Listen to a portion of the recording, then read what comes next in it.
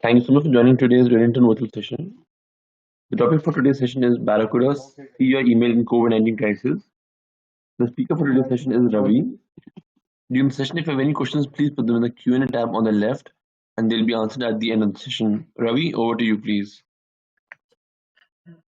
Good morning, everyone. Thank you for joining today's session. I am Ravi Pithala, handling a pre-sales for Barracuda at Redington. Today's agenda is secure your email in our today's crisis. So what we are going to talk about is different kind of attacks that we saw during the last 4 months. What are the techniques that the hackers use to launch attack? And after that, we'll talk about the best practice and how you can use Barracuda solution to protect the organization from this kind of threats. So as we know, most of the breaches, it starts with email. But more importantly, according to the Verizon report, 93% of the email breaches, there is some kind of involvement of social engineering, maybe through any platform like Facebook, Twitter, LinkedIn. They get that information about the target, maybe is first name, last name, birth date, and then they try to guess a password. And the different techniques is that what we are going to discuss. And in this time when there is a crisis, it's more easy to attack from email because anyone can get into the trap of the specific email which shares the information of the COVID or the vaccine, and hacker can actually get into the targets very easily. So we'll discuss what kind of attacks that we have seen during the past 4 months. So what we have seen is the registration of a domain that somewhere there is a name of coronavirus or a corona is there, and most of them are from the legitimate use, but some of which has been used by the malicious hacker, and they are using it to launch an attack. And these are the graph which we have seen during the time. As you can see, before February there was very less, and as the virus spread during mid-March over the globe, the registration gone very high. And these are the registration that a specific domain you will get the email from the hacker. And spear phishing attack, this is also a similar trend. During the COVID-19, Europe, Middle East, USA, all has been hit, and attackers spend some time on weekdays specifically, not during the weekend, and more attack they launch to the remote worker. Now this cyber criminal, I would say, carefully time attack this kind of malicious email that can arrive any day of a week. And spear phishing attacks peak time was between the Tuesday and Thursday, where generally there was 1 to 5 email that has been sent to the target. Given the fact that businesses are typical targets, it's not surprising to see that during the weekend days, that makes the lowest percentage of the attack. And scammers send the majority of email on business day only to make attack more convincing. Even more surprising is that there is a kit available on the dark web where you can download it and use it, and then it's very easy to trick maybe even a competition or any target that you want. Some of you might be familiar with the traditional email security if you go back to 5 years ago, and where we had that email security gateway device to protect the on-prem Exchange server or IBM or any other email server that we are using, which is to protect against the spam and phishing attacks. And few years before, attacker has actually changed the tactics using a zero-day attacks.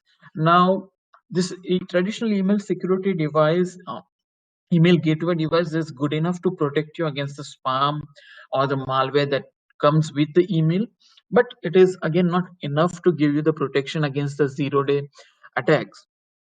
And more importantly, If we talk about the modern threats like account takeover, conversation hijacking, personal account purchase, credential, business email compromise. So these are the all modern attacks which I'm going to talk about in detail, which a traditional email security gateway cannot protect you. So let's first talk about the account takeover.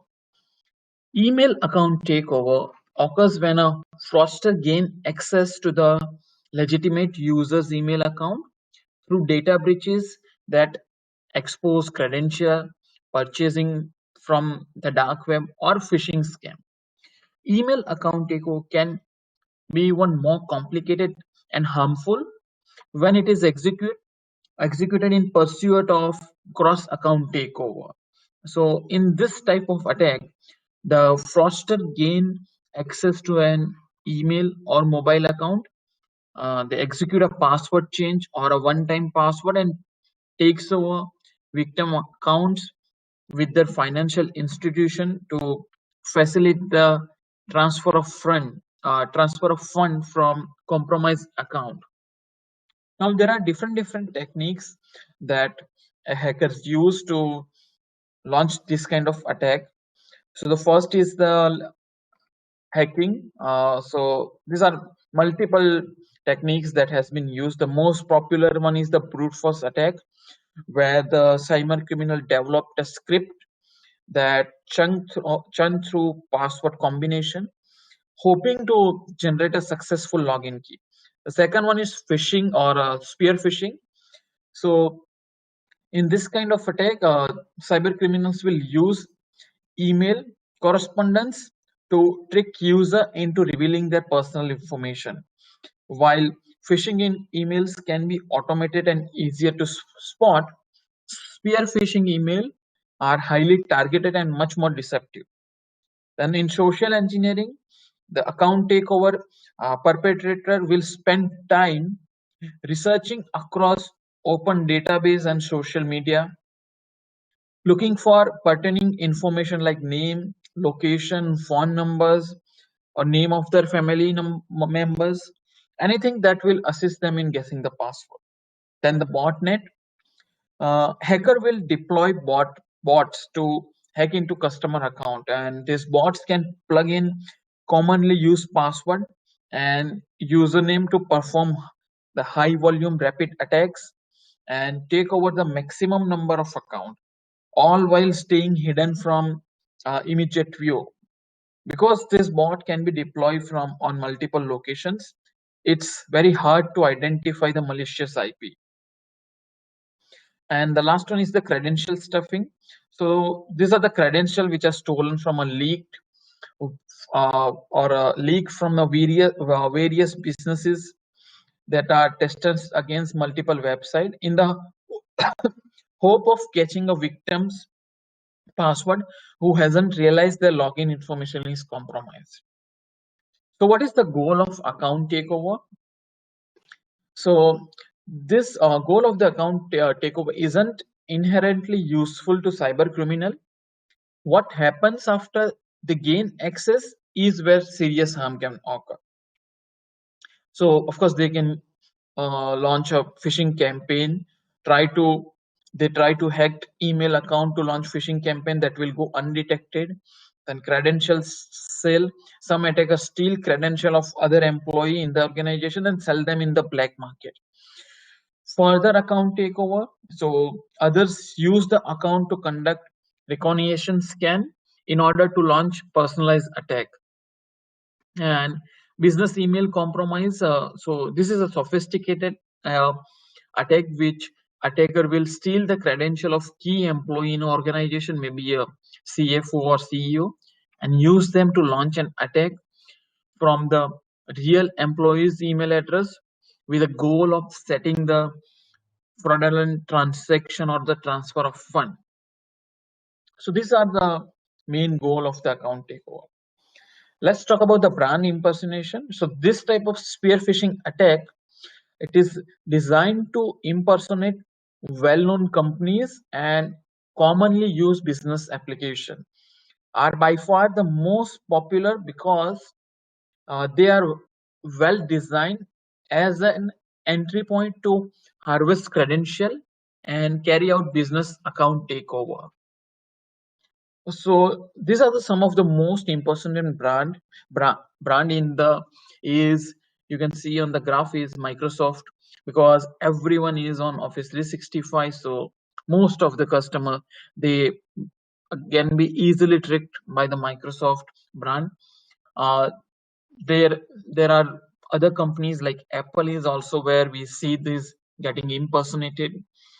Now more and more document it is getting authorized on the DocuSign. So that is also one of the main business that we see getting, or brand which is getting impersonate. Nearly 1 in 5 attacks involve impersonation of the financial institution, and approximately 83% of the spear phishing attack involve this kind of brand impersonation. So everyday brand impersonated, as we discussed, is like Microsoft, Apple, but now we are seeing the organization like WHO, CDC get impersonated. So how does it work? So attacker works most brand impersonated. So what they do actually, they use the email to impersonate a trusted entity such as well-known company like Microsoft or WHO. And typically attackers try to get recipient to give up account credential or click on malicious link. So as you can see here, this email comes from who.org, and there is one link that is asking that has forwarded you the attachment in the Dropbox. Click on this link. It will show you the best practice to stay away from COVID-19. So it's very easy to trick in today's situation using this. Now, but if you see this, even domain which is who.org, that is not actual domain that has been registered on World Health Organization. So if you just Google it, or you search on the internet, you will find what is the actual domain of WHO. So this is a spoof email, who.org, and just go and find out what is the actual domain. So you will be able to identify this hasn't come from the authorized or the actual WHO organization. So you can see they have just changed the .org. Actual domain is who.int, and it's very easy to fall into this kind of impersonation attack. Now let's look at the business email compromise. So how does it work? So it's a type of scam targeting companies who conduct a wire transfer and have suppliers abroad.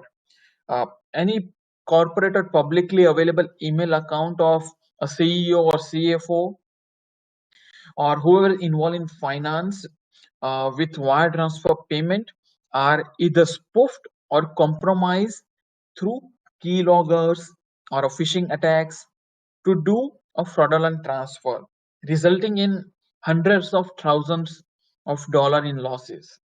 Formerly, this was dubbed as a man in the middle email scam. Now, business email compromise attackers rely heavily on social engineering techniques to trick unsuspecting employee and executive. Often they impersonate COE or any executive that has authorization to do wire transfer. In addition, the fraudster also carefully research and closely monitor their potential target victim and their organizations. Some of the sample emails messages have subject containing word such as request, payment, transfer, urgent, among others. There are actually a different kind of attacks that has been identified: bogus invoice scam, CEO fraud, account compromise, then attorney impersonation, data theft. So these are different kind of business email compromise scam that has been identified. Now as we go, this will continue to grow as the organization is moving into the digital world and adopting cloud strategy more and more, and hacker will use this as their advantage to launch an attack of the business email compromise. This is a typical example of business email compromise, asking for a payment to support uh, online transaction, saying, are you in the office? I need to process a bank transfer. Give me a quick reply. So it's very easy to actually launch this kind of attack by just changing a domain. As you can see, the actual domain is cop.com, but if you see the email which is come from, it's not cop.com. The only word that has been changed is R, and it has been changed to N. So it is very easy to trick the user using sending this kind of attack. Now on top of that, there are attacks that is a conversation hijacking. So cyber criminals spend time planning conversation hijacking before they launch this kind of attack. They use the different techniques that we have discussed, like account takeover, and research the organization, targeted organization, to understand the business transaction and prepare an attack. And to execute this kind of attack, they use a domain impersonation, including a typo squitting techniques, such as replacing one letter in the legitimate URL with similar letter which we just saw. So this is again a different kind of attack, and it is very difficult to detect this, because adding this kind of attack, it using an impersonation brand, it is very easy to go unnoticed. And in preparation for attack, cyber criminal will register or buy the impersonating domain. And domain impersonation is, again, that is what we discuss, high impact attack, and it's very easy for an security solution to miss this kind of email attack, because they are not going to send any suspicious link or a malware or a phishing email when they are launching a conversation hijacking attack. This will be a normal reply to the existing email. And what we have seen in conversation hijacking, this is the attachment that we have recently find a few months ago. It's very complex attack, difficult to set up, require time and money from the hacker. So they start with the account takeover, and after they got the account information, they look for the existing business conversation may have take place over email, and they will then insert themselves at the right time within the business conversation of the email conversation, and request a change of payment method. For example, this is the most typical that we have found: please, can you fill the scan information and email back to me now?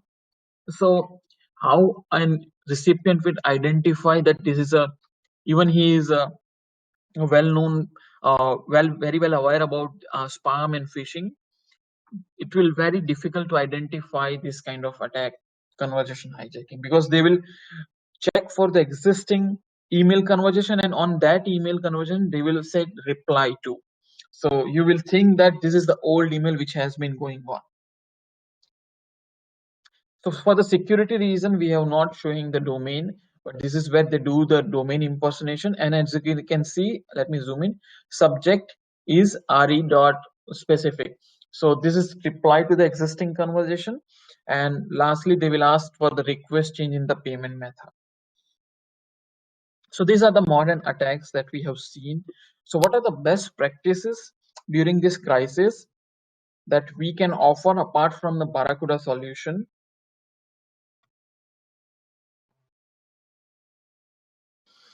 So of course, the password cycling, you need to have the password cycling, the require employee to use a strong password and mandate the frequent password change.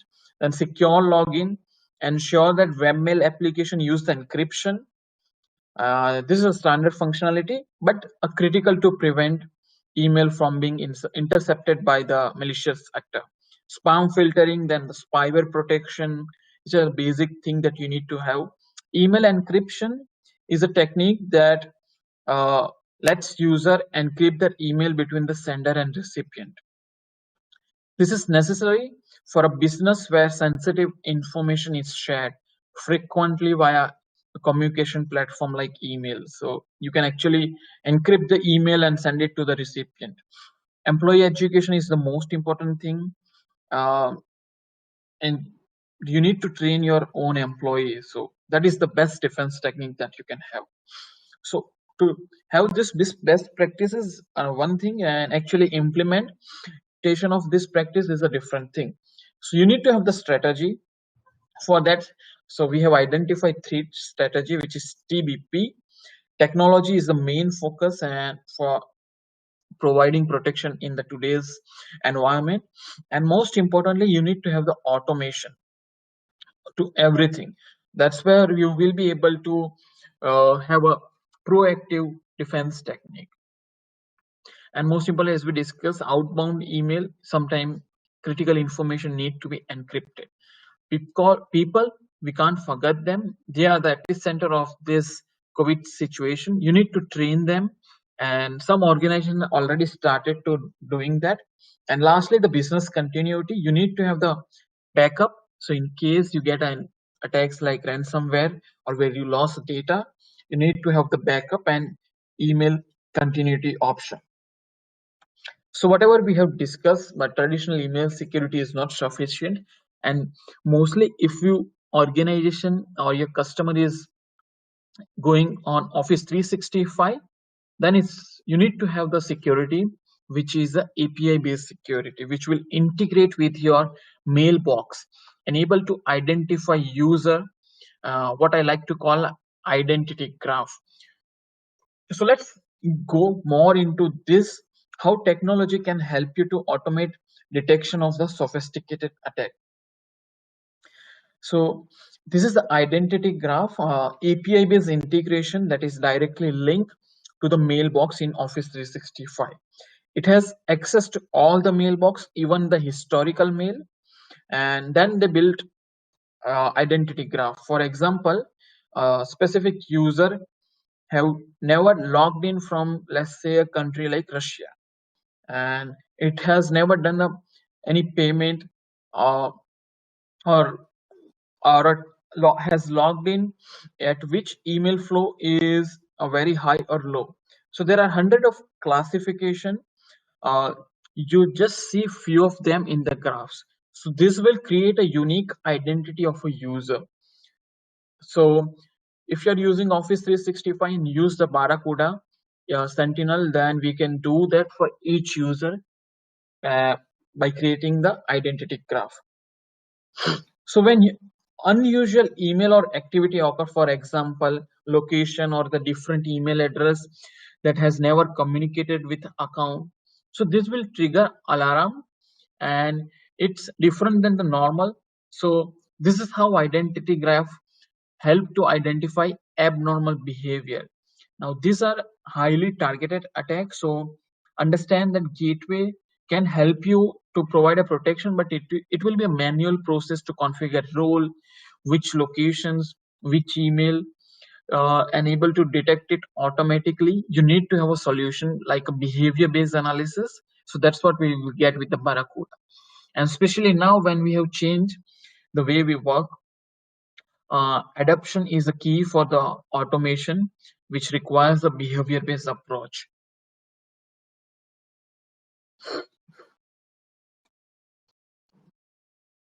And security awareness training, so this is the right time to actually talk about it, because as we know that most organizations might not have the work that they used to have. Their employee might have the more time to educate themselves. So this is one of the email, sample email that you can we provide in our phishing email training.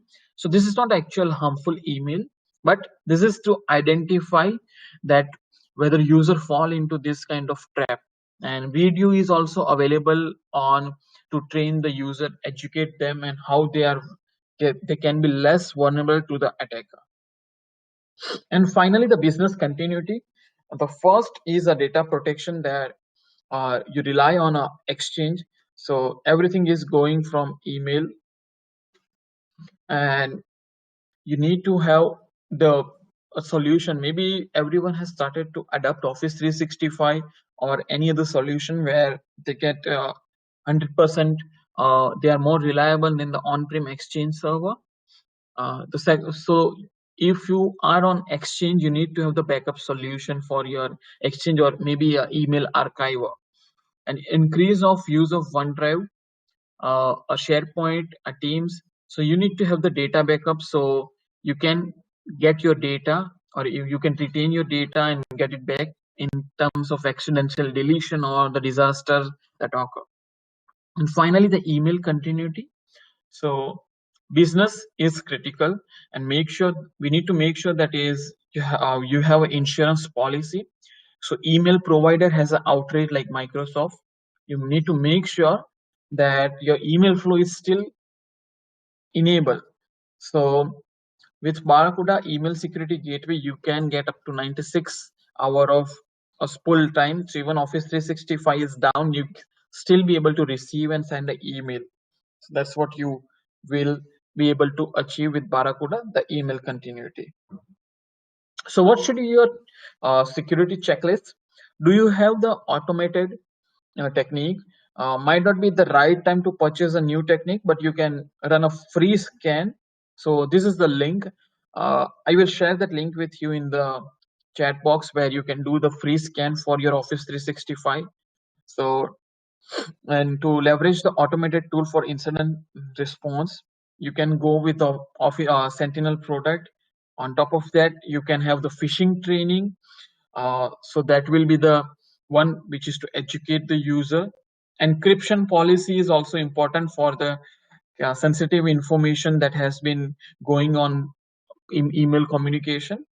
Cloud to cloud backup for Office 365 or a backup for even your Exchange server.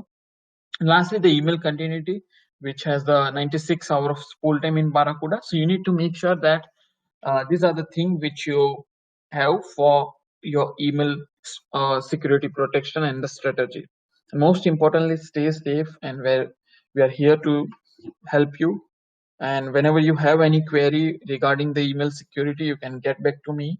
I will share my email address in the window link. So now, if you have any query, just type it into the window chat box or question and answer chat box, and we will answer that. Thank you very much for your time.